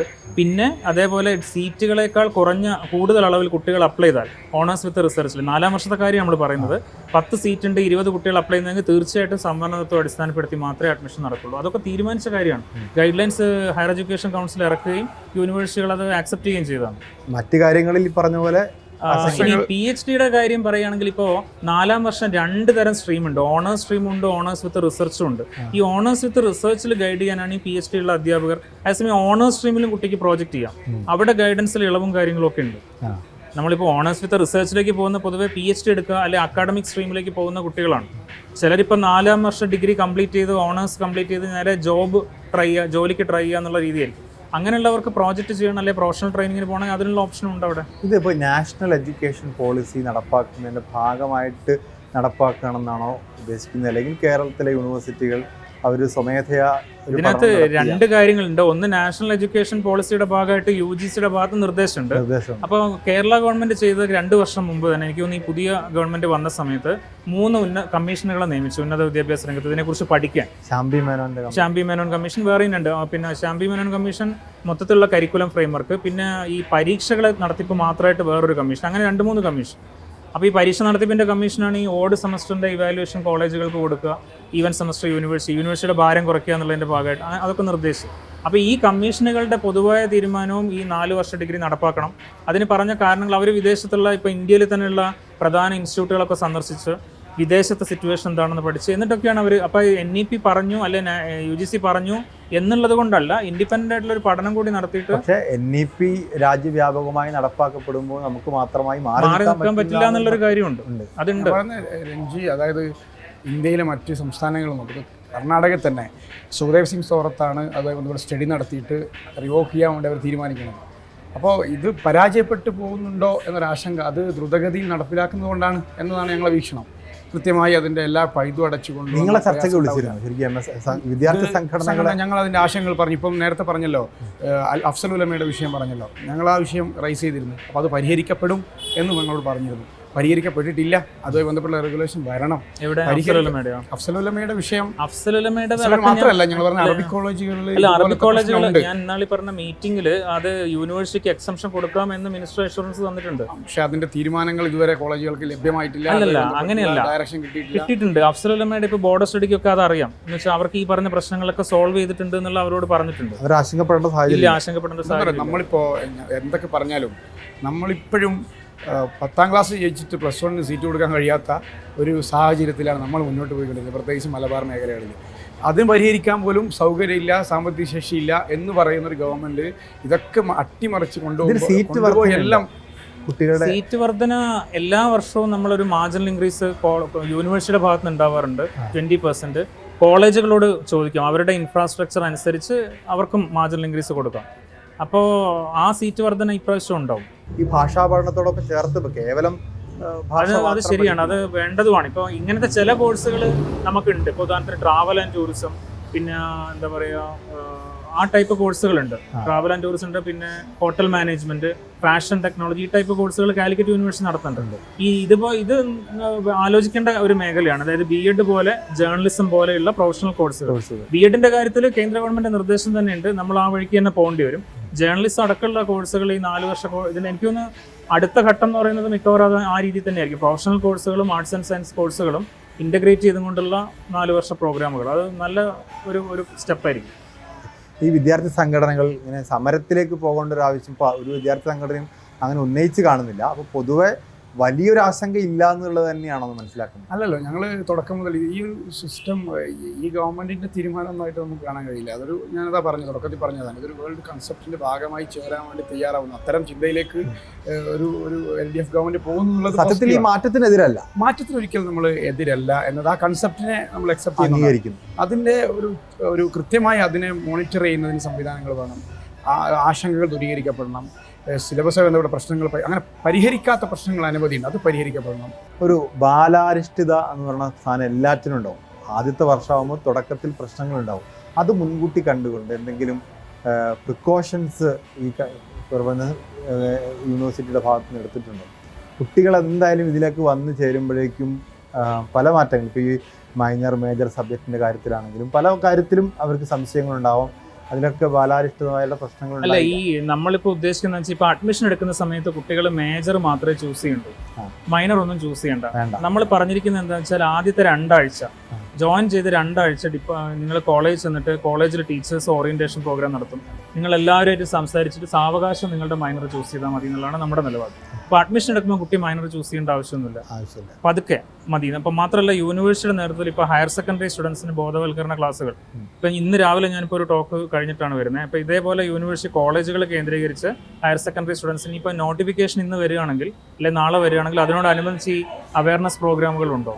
പിന്നെ ഓരോ കോളേജിലും നമ്മൾ അക്കാഡമിക് കോർഡിനേറ്റേഴ്സ് ഉണ്ട്, അവർക്കുള്ള ഹാൻഡ് ബുക്കും കാര്യങ്ങളും അവർക്കുള്ള ഇൻസ്ട്രക്ഷനൊക്കെ നമ്മൾ കൊടുത്തിട്ടുണ്ട്. അവർക്കുള്ള ട്രെയിനിങ് കഴിഞ്ഞു, പ്രിൻസിപ്പൽമാർക്കുള്ള ട്രെയിനിങ് കഴിഞ്ഞു. ഇനി ഉള്ളത് പിന്നെ എന്താ പറയുക, കോളേജ് തലത്തിലുള്ള ഓറിയന്റേഷൻ പ്രോഗ്രാമുകൾ, അതിന് വേണ്ട ഒരു ഹാൻഡ് ബുക്കും കൂടി യൂണിവേഴ്സിറ്റി കൊടുക്കും. എനിക്ക് തോന്നുന്നു മിക്കവാറും അക്കാഡമിക് കോർഡിനേറ്റേഴ്സിന് രണ്ടാമതൊരു ട്രെയിനിങ് കൂടി നമ്മൾ കൊടുക്കുന്നുണ്ട്. സാധാരണ നമ്മൾ ഈ ആർട്സ് കോളേജുകളെ നജാഫൊന്നും ഇഷ്ടപ്പെടുമെന്ന് അറിയില്ല. ആർട്സ് കോളേജുകളൊക്കെ പറയുമ്പോൾ പൊതുവെ നമ്മൾ കരിക്കുലത്തേക്കാൾ കൂടുതൽ കരിക്കുലത്തിനപ്പുറത്തുള്ള കാര്യം, ഇപ്പോൾ രാഷ്ട്രീയം ഉൾപ്പെടെ പുറത്തുള്ള കാര്യങ്ങൾക്കുള്ള സമയം ഉണ്ടാവും. ഈ പറയുന്നൊരു 4 വർഷത്തെ ഡിഗ്രി വരുന്നതോടുകൂടി കുട്ടികൾ കുറച്ചുകൂടി സ്കിൽ ഓറിയൻറ്റഡ് ആവുന്നു, അക്കാഡമിക്കായ കാര്യങ്ങളിൽ കൂടുതൽ ശ്രദ്ധ കേന്ദ്രീകരിക്കേണ്ടി വരും. അപ്പോൾ ഈ പറയുന്ന പൊളിറ്റിക്കലായിട്ടുള്ള കാര്യങ്ങൾ സമയമില്ലാത്ത പ്രശ്നം. അല്ല, അങ്ങനെ ഒന്നുമില്ല, സമയമില്ലാത്ത പ്രശ്നം ഒന്നാമത് വരില്ല. ഇപ്പം നമ്മളിപ്പോൾ ഒരു പറയുന്ന ഒരു കാര്യം, നമ്മൾ ഈ പറയുന്ന ഇപ്പോൾ ഒരു അക്കാഡമിക് പാത്വേ, ഒരു കോറും 2 കോംപ്ലിമെൻ്ററി എന്നുള്ളതിന് പകരം 5-6 പാത്വേ ആണ് കുട്ടിക്ക് കിട്ടുക, പലതരത്തിലുള്ള. അപ്പോൾ ഈ കോമ്പിനേഷനെല്ലാം കുട്ടിക്ക് ഒരു ഫ്ലെക്സിബിലിറ്റി കിട്ടണമെങ്കിൽ നിലവിലുള്ള ടൈം ടേബിൾ ഒന്നുകൂടി ഒന്ന് സ്ട്രെച്ച് ചെയ്യണം. ഇപ്പോൾ 9 മുതൽ 3:30 വരെയാണെങ്കിൽ അത് കുറഞ്ഞത് 1 മണിക്കൂറും കൂടി അങ്ങോട്ട് വർദ്ധിപ്പിക്കണം എന്നാണ് നമ്മൾ കൊടുത്ത നിർദ്ദേശം. അങ്ങനെ വർദ്ധിപ്പിക്കുമ്പോൾ സ്വാഭാവികമായിട്ടും നജാഫ് ചോദിക്കേണ്ട ചോദ്യമാണ്. അല്ല, ആ സമയം അങ്ങനെയല്ല. ഇപ്പോൾ ഒരു ദിവസം 5 മണിക്കൂർ വെച്ച് ആഴ്ചയിൽ 5 മണിക്കൂർ, അങ്ങനെ 25 മണിക്കൂറാണ് ക്ലാസ്. ഇപ്പം എന്താ സംഭവിച്ചാൽ 25 മണിക്കൂറും കുട്ടി ക്ലാസ് ഇരിക്കുകയാണ്. നമ്മൾ പറഞ്ഞ പോയിന്റ് എന്താ വെച്ചാൽ ഒരു ദിവസം ഒരു 6 മണിക്കൂർ വെച്ച് ആഴ്ചയിൽ 5 ദിവസം, അപ്പോൾ 30 മണിക്കൂർ. ഈ 30 മണിക്കൂറാണ് ടൈം ടേബിൾ എന്ന് പറഞ്ഞാൽ കുട്ടി 25 മണിക്കൂർ ഇരുന്നാൽ മതി. ഇപ്പൊ ഡെയിലി 1 മണിക്കൂറെങ്കിലും കുട്ടീനെ ഫ്രീ ആക്കണം എന്നുള്ളതാണ്. അപ്പോൾ കുട്ടിക്ക് ആ ഫ്രീ ടൈം കിട്ടും. ആ ഫ്രീ ടൈം കുട്ടിക്ക് പഠനത്തിന് ഉപയോഗിക്കാം, കോ കരിക്കുലർ ആക്ടിവിറ്റീസിന് ഉപയോഗിക്കാം. മാത്രമല്ല ഈ NCC, NSS, arts, sports, even college യൂണിയനിലെ ഇലക്റ്റഡ് മെമ്പേഴ്സ്, ഇവർക്കെല്ലാം തന്നെ 3 ക്രെഡിറ്റ്, ഒരു കോഴ്സിന് ഈക്വൽ ആയിട്ടുള്ള 3 ക്രെഡിറ്റ് അവാർഡ് ചെയ്യുന്നുണ്ട്. അത് ആദ്യമായിട്ടാണ് നമ്മൾ കൊണ്ടുവരുന്നത്. കോ കരിക്കുലർ പ്രോഗ്രാം, അത് കേരളത്തിലെ എല്ലാ യൂണിവേഴ്സിറ്റീസും കൊണ്ടുവരുന്നുണ്ട്. കോ കരിക്കുലർ പ്രോഗ്രാം, അത് കോളേജ് യൂണിയൻ പ്രവർത്തനം അടക്കം ഒരു കോ കരിക്കുലർ പ്രോഗ്രാം ആയിട്ടാണ് കണക്കാക്കുന്നത്. സമയം കുറച്ചിട്ട് കുട്ടികൾക്ക് സമയം കുറയ്ക്കല്ല, കുറച്ചിട്ട് പഠിക്കുന്നതോടൊപ്പം വർക്ക് ചെയ്യാനുള്ള പോസിബിലിറ്റി ചിന്തിക്കുന്ന ഒരു കാലവും കൂടിയാണ്. അപ്പോഴാണ് കൂട്ടുന്നതിനെ കുറിച്ച് സംസാരിക്കുന്നത്. സമയം കൂട്ടുന്നത് കുട്ടികൾക്ക് സമയം കൊടുക്കുകയാണ്, അത് പഠിക്കാനും കൂടി വേണ്ടിയിട്ടാണ്. അതായത് കോളേജിൽ ലൈബ്രറിയിലായാലും ലാബിലായാലും എക്സ്ട്രാ സമയം സ്പെൻഡ് ചെയ്യണം. ഒപ്പം ലൈബ്രറിയുടെയും ലാബിൻ്റെ ഒക്കെ ടൈം ഉണ്ടല്ലോ, ഓപ്പൺ ആയിരിക്കുന്ന ടൈം എക്സ്റ്റെൻഡ് ചെയ്യാനും നമ്മൾ നിർദ്ദേശം കൊടുത്തിട്ടുണ്ട്. അതൊക്കെ കോളേജുകളും കൂടി അതിനകത്ത് സഹകരിക്കണം. കോളേജുകളുടെ സാഹചര്യം അനുസരിച്ചും കൂടി വേണം അതിനകത്ത് തീരുമാനം എടുക്കാൻ. യൂണിവേഴ്സിറ്റിയിലൊക്കെ രാത്രി 8 മണി വരെ. അപ്പൊ നമ്മളിപ്പോ 9:30 to 3:30 ആകുമ്പോൾ എല്ലാം അടച്ചു കൂട്ടാന്നുള്ളതിന് പകരം അതാണ് നമ്മളെ നാട്ടിലെ കോളേജുകളുടെ പ്രധാനപ്പെട്ട ഒരു പ്രശ്നം. ഇതാണ് ഈ ലൈബ്രറികളാണ് ഇനി അങ്ങോട്ട് ബേസ് ചെയ്യേണ്ടതാണ്. ആ ഒരു ഡയറക്ഷൻ മാത്രമാണ് അധ്യാപകന്മാർ. ഇത് ചേഞ്ച് അങ്ങനെയാണ്. അപ്പോൾ അതിനനുസരിച്ച് ലൈബ്രറി കൊടുക്കുന്നുണ്ടോ? ഇല്ല. വൈകുന്നേരം 4 മണി കഴിഞ്ഞാൽ പൂച്ചട്ടീൻ്റെ അടുത്ത് മാറിക്കൊടുക്കണം എന്നതാണ് സ്വാഭാവികമായി നല്ല കുട്ടികളുടെ എണ്ണത്തിലേക്ക് വരുന്ന ഏറ്റവും പ്രധാനപ്പെട്ട കാര്യം. അങ്ങനെയുള്ള ക്യാമ്പസുകൾക്ക് ഒരു ഡയറക്ഷൻ പ്രത്യേകം ഉണ്ടാവണം, ടൈം മാറ്റണം. മാത്രമല്ല നമ്മുടെ ലൈബ്രറികളൊന്നും അപ്ഡേറ്റ് ചെയ്യപ്പെടുന്നു. പുസ്തകങ്ങൾ മാത്രമുള്ള ലൈബ്രറികളാണ് പലപ്പോഴും ഉള്ളത്. ഇതിന്റെ ഒരു കാര്യം എന്താ പറയുക, ഈ പറയുന്ന ചേഞ്ച്, നിങ്ങൾ ഈ പറഞ്ഞ സജസ്റ്റ് ചെയ്ത ചേഞ്ചസ് എല്ലാം തന്നെ ഇംപ്ലിമെന്റ് ചെയ്യാത്ത കോളേജുകൾ ഇനി പോപ്പുലർ ആവില്ല. അതായത് വേണ്ടത്ര സമയം കുട്ടികൾക്ക് കൊടുക്കുന്ന ലാബും ലൈബ്രറിയും കൂടുതൽ സമയം ഓപ്പൺ ആയിരിക്കുന്ന കോളേജുകളാണ് കുട്ടികൾ ഇനി തിരഞ്ഞെടുക്കുക. അപ്പൊ അവർക്കറിയാലോ അത് എന്താണ് അവർക്ക് അക്കാഡമിക്. അവസാന ക്രെഡിറ്റും ഡെബിറ്റും കൂട്ടിയിട്ടല്ലേ കളി. അവസാനത്തെ നോക്കിയിട്ടാണ് ക്യാമ്പസിൽ ഇന്നേരത്തെ പോകേണ്ടതെന്ന് പറയാം. അവസാനത്തെ ഒരു ഫലം ഉണ്ടാവുക ഇത്തരം ക്യാമ്പസുകളിൽ, ഇതേപോലെ റിജിഡായി നിൽക്കുന്ന ക്യാമ്പസുകളിൽ മാത്രം കുട്ടികളെ പറഞ്ഞു അവസാനമായിട്ട് ഒരു കൺക്ലൂഷനിലേക്ക് വന്നാൽ ഇപ്പോൾ ഉന്നയിക്കപ്പെട്ട ആശങ്കകൾ അവിടെ നിലനിൽക്കുന്നുണ്ട്. അപ്പോൾ ഈ പറയുന്ന അക്കാഡമിക്കായ കമ്മിറ്റി ആണെങ്കിലും സ്റ്റിയറിംഗ് കമ്മിറ്റി ആണെങ്കിലും ഒക്കെ ഇതിനൊരു റെഗുലേഷൻസ് കൂടുതൽ ഉണ്ടാക്കാനോ നവീകരിക്കാനുള്ള ഒരു സംവിധാനം ഓപ്പൺ ആക്കി ഇട്ടുകൊണ്ടാണോ? തീർച്ചയായിട്ടും നമ്മളിപ്പോൾ കാലിക്കറ്റ് യൂണിവേഴ്സിറ്റി ആയാലും ഏത് യൂണിവേഴ്സിറ്റി ആയാലും ഒരു റെഗുലേഷൻ കൊണ്ടുവന്നു കഴിഞ്ഞാൽ അതൊരു ഇരുമ്പുലക്കല്ല. അത് സെനറ്റിലായാലും മറ്റ് ബോഡികളിലായാലും ഉള്ള ഡിസ്കഷനിൽ ഉന്നയിക്കപ്പെടുന്ന പ്രശ്നങ്ങളെ ബേസ് ചെയ്ത് അതൊരു ഇഷ്യൂ ഉണ്ട്, അത് അഡ്രസ്സ് ചെയ്യണമെങ്കിൽ അത് റെഗുലേഷൻ അമെൻഡ് ചെയ്തുകൊണ്ട് ചെയ്യാൻ പറ്റും. അതിനുള്ള സാധ്യത എപ്പോഴും ഓപ്പണാണ്. അപ്പോൾ ഈ ആശങ്കകൾക്കും നമുക്ക് അവസാനിപ്പിക്കാൻ തോന്നുന്നു. ഏതായാലും ഇപ്പോൾ ഉന്നയിക്കപ്പെട്ട ആശങ്കകൾക്ക് അടിസ്ഥാനമുള്ള ആശങ്കകളാണ്. പക്ഷേ മാഷ് പറയുന്ന പോലെ ഇത് പരിഹരിക്കപ്പെടാൻ, ഈ റെഗുലേഷൻസ് ഒന്നും ഇരുമ്പുലൊക്കെയല്ല, പരിഹരിക്കപ്പെടാനുള്ള സാധ്യതകളുണ്ട്. ഈ വിദ്യാർത്ഥി സംഘടനകൾ ഉൾപ്പെടെ അംഗീകരിക്കുന്ന ഒരു മാറ്റമാണ് 4 വർഷം എന്നുള്ളതുകൂടി പറഞ്ഞുകൊണ്ട് നമുക്ക് അവസാനിപ്പിക്കാം. പങ്കെടുത്തതിൽ വലിയ സന്തോഷമായി.